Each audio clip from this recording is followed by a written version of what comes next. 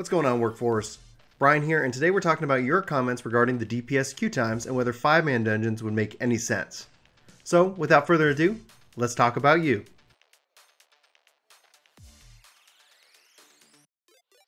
So if you haven't seen the video regarding DPS queue times and the 5-man dungeons, I'll be sure to put a card up here somewhere as well as a link in the description below if you want to go check out that video, and I highly recommend you do.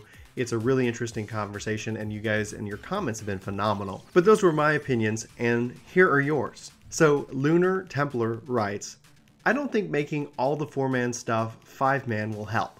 I think part of the issue we're having is because at the moment they've added 2 new DPS jobs. Another part being DPS might have more responsibility than most people think, but it's still easier to manage because everything they need to do boils down to hit it till it dies.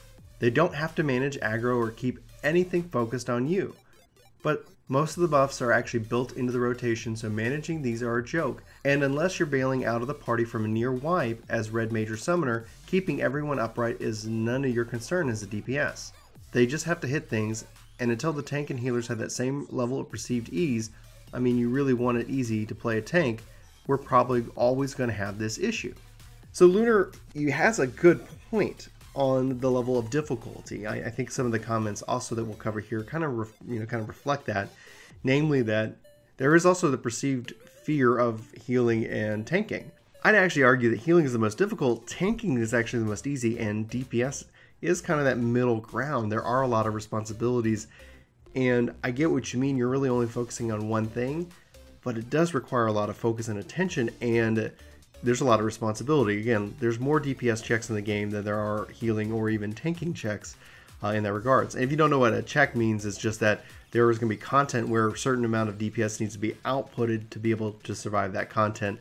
And for tanking, usually it's a tank bust or something that's really going to do a lot of damage, and you want to try to cool down through it. Healing means you got to heal everybody back up to full, and things like that. So these are just little things that are put in for the different roles that make you either shine or show kind of the gap in that regards. But yeah, I think generally people, because of the nature of what you have to do to tank, because you have to be comfortable with leading, being the first in the dungeon. And so I know a lot of people, that they struggle with that right off the bat. So they'll roll DPS first to kind of get a comfort level for the dungeon and the content, because they don't want to, it all stems from they don't want to slow people down. They don't want to hinder anybody. And I think it all comes from a good place, but at the end of the day, it's like face enemy away from, party, hit it until it dies.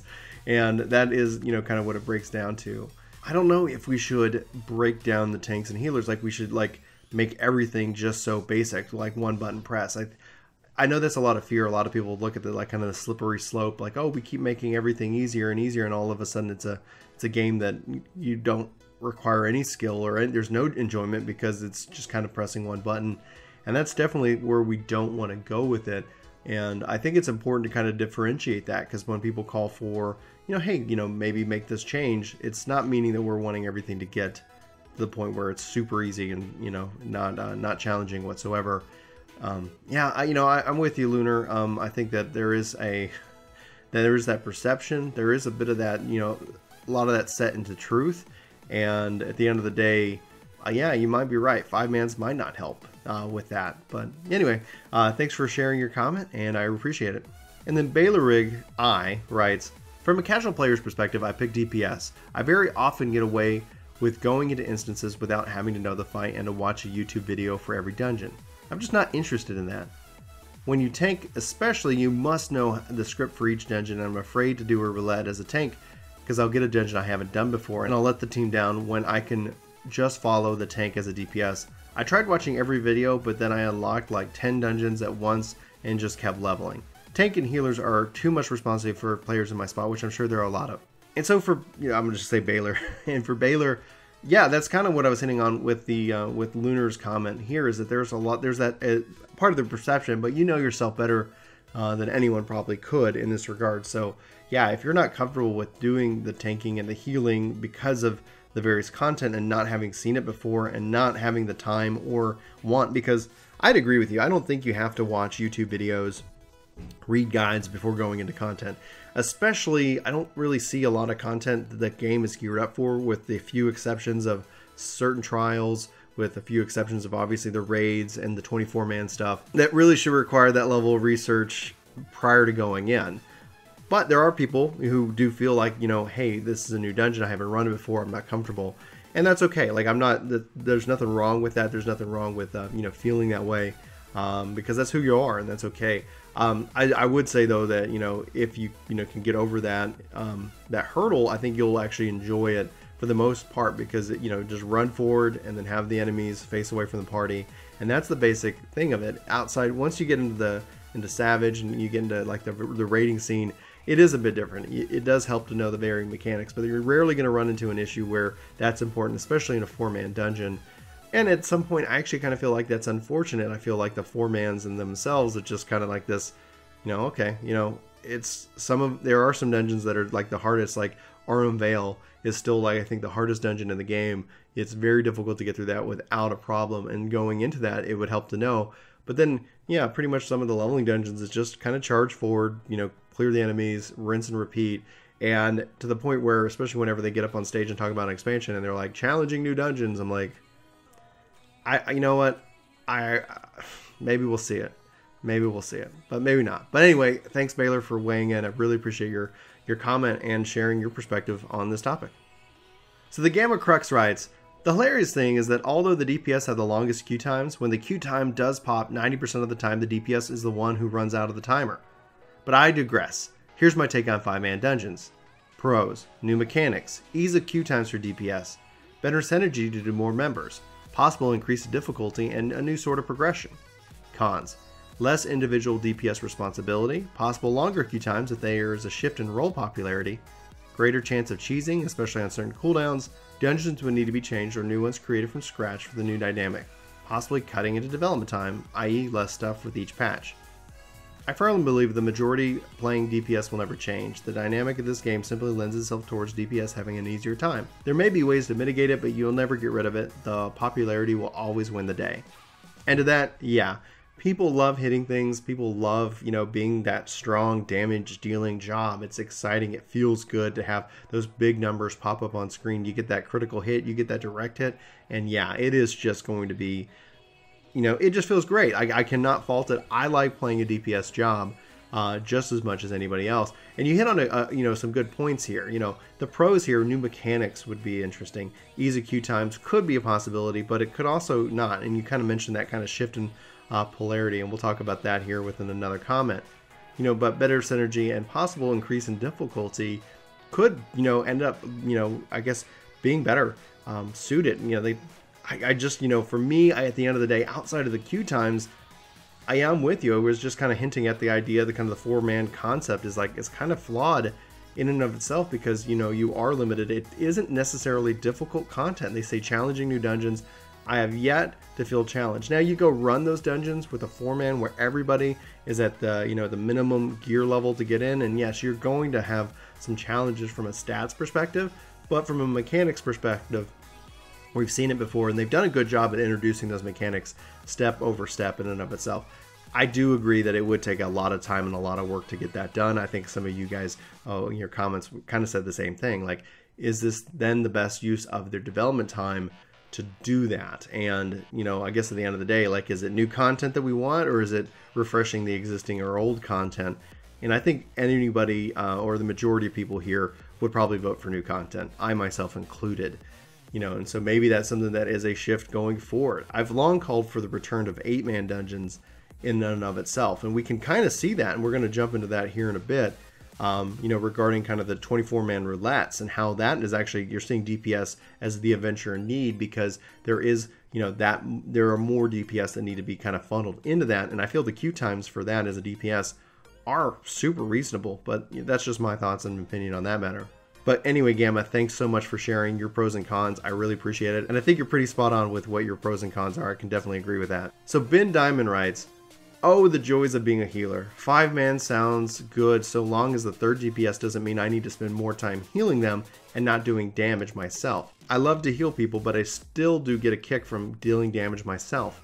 And so, yeah, absolutely, Ben. That, you know, that thought in and of itself could end up serving to where you're not doing as much damage from just a sheer numbers perspective. Let's say that, you know, obviously in this hypothetical world that did happen, from a balancing perspective, they say, hey, there's more DPS going out here. We could do more healing checks in that regards to keep you busy, and so you're not doing, you know, any damage itself. I ran a 4-man leveling, dungeon on my white mage as I was leveling him to 70. Got into Doma, and the tank was all strength, no vitality, and I spent the entire time spamming and spamming and spamming my healing abilities. It was pretty intense. It was healer hard mode for sure.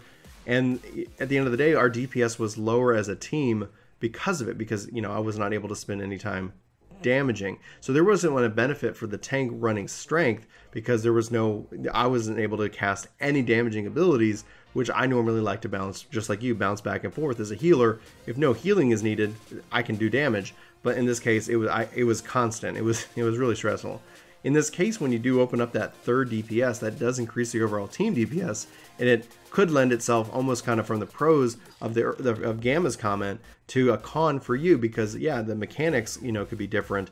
You know, we could have more healing checks in a dungeon because we do have that damage output already covered by having that third damage dealer there, and that's just what it is. So it would be an interesting, you know, pro-con balance within and of itself. So thank you so much, Ben, for weighing in and sharing your thoughts. Jazz KW347 writes, fix Dark and more tanks will come back to tanking. And so to that, I think this kind of just boils down into it, that I think still if they even added in another tank or a healer, we'd still run into the same problem we're running into now. And it's just that introducing these jobs aren't pulling people over into playing them. The numbers showed that with Heaven's Word. I think the numbers just overall show it in general. I think overall, the breakdown is that 20%, 20%, 60%. In our case, it's actually less than 20 for tanking and healing. Fixing Dark, I would think if you were liking tanking, you'd probably have gone to Warrior or Paladin, but maybe you haven't. Maybe you're completely right, and I could be easily wrong on this matter. It's interesting, obviously, with the news with the meta and the fact that the World First Clear had a Dark as a part of their World First Clear. In and of itself, I think that's a fun conversation to have. So, at the end of the day, it's about playing what you want to play and enjoying that. I don't, and maybe I'm wrong, but I just don't see a lot of people who loved playing Dark, then, like outside of the tanking perspective and just like, all right, I love playing Dark and no other tank whatsoever will be interesting to me. I honestly think that they've shifted from Dark over to Paladin or to Warrior if they weren't satisfied with Dark.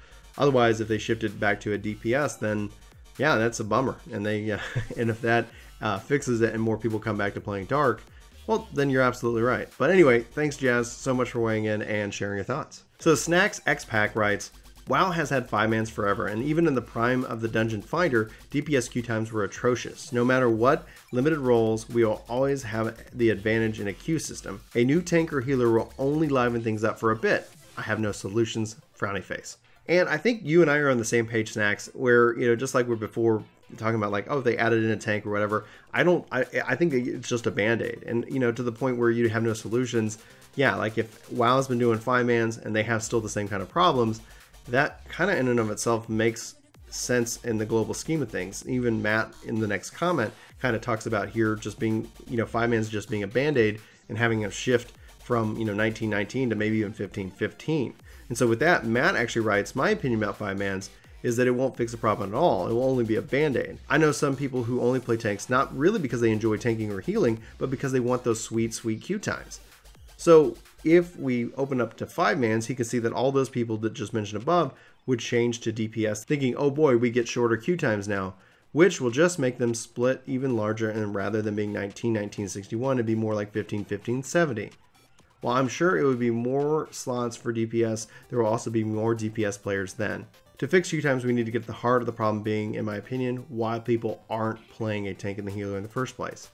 And so that all in of itself, adding in tanks or healing, I think it comes down to that, like I talked about earlier, confidence, feeling like you know what you're doing. I think healing is actually the most difficult job in the game. Tank's the easiest, in my opinion. And with that, like, I enjoy it. I have enjoyed it. But the other people aren't, and it's that confidence, it's those various things. And so maybe, yeah, we talked about in other videos, we have the Hall of the Novice, maybe the Hall of the Intermediate, maybe having the game actually teach you more about your role and kind of, help you, guide you, and build that confidence. The other way to even go about it is to team up with a buddy. You know, sometimes when you go into something on your own, it can be more intimidating, but going in with friends can be a lot of fun and a lot of help and take a lot of the kind of the stress off because you can feel like you can ask questions. At the end of the day, it's still going to be a personal opinion. You still need that kind of person who has that ability and that want and that drive to play those type of roles. What I would not advocate for, what I don't want to sit here and try to make the point of, is that we should get these people who don't want to play this stuff in this route. And I don't think that would be the solution whatsoever. I think, again, the more natural solution, and this was in an earlier video, is still opening up the 8-man style content. You know, I'll try to link to those videos below and get you all's opinions if you haven't seen those already. It's you know, it's fascinating because it would already fit into the narrative and the overall make and model of the kind of what we have here today. But at the end of the day, I don't know. I'm with you, Snacks, on not having solutions. And Matt, I think you're right. Like, I think we could easily see a shift from, you know, that the people who are playing it into the people who want to play those roles, but we're just using this for the shorter queue times. That incentive goes away. And so one of the things we really, you know, and I specifically picked these comments, is we didn't really talk about incentives.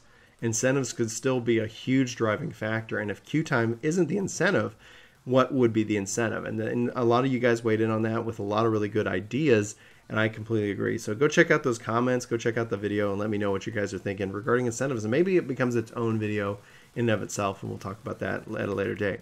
And finally, Zoila writes, there's no need since they added a 24-man raid roulette. The Kojin quest and leveling DPS is a breeze. And so I have to say, I love the 24-man roulette, and it's so nice to have that added in the system, just from that, making that content relevant again, from the XP that it adds. Just, it's great content. The 1 tank, the 2 healers, 5 DPS on a party, you know, for the whole 24-man setup is great. You know, it lessens that need on the tank, but the healing need's still there. But, you know, at least for nothing else, I feel like it goes really smooth. In fact, if you do queue with a healer and a tank, it's like pretty instant. As a DPS, I find that the waits aren't that terrible for the 24-man at all, and even queuing in progress can also be a really easy breeze. But then you're right about the Kojin quests and things like that.